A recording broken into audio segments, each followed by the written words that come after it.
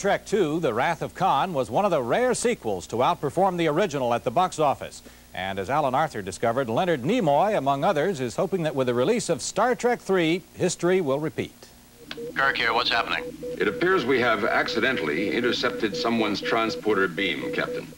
Leonard Nimoy's character Spock is possibly the best-known alien ever portrayed on television or in the movies. And when Spock died in Star Trek II, Trekkies wondered if there would be a third movie.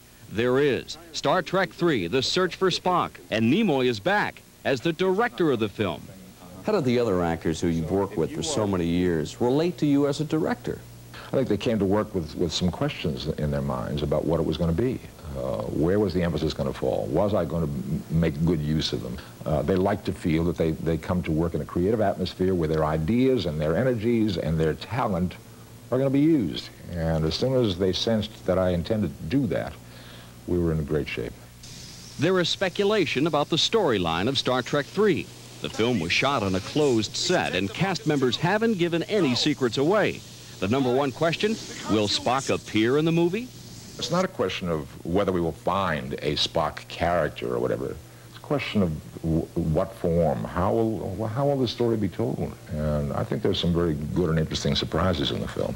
My friends, I can't ask you to go any further. Dr. McCoy and I have to do this. The rest of you do not.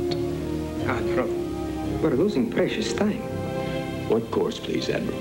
The Star Trek TV series relied on the relationships between the characters to tell the story, rather than special effects. Nimoy feels he's recaptured that in this film.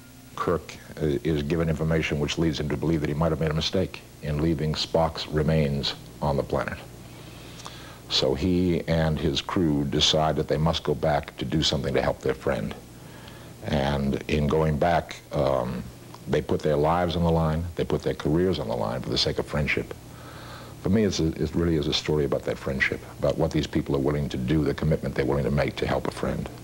There is one last surprise for fans of the Star Trek movies. The studio is advertising Star Trek III. This picture has the final voyage of the Enterprise. I don't know what their thinking is. I don't know what they know that I don't know. But it's being advertised in the commercials that I've seen just recently as the final voyage.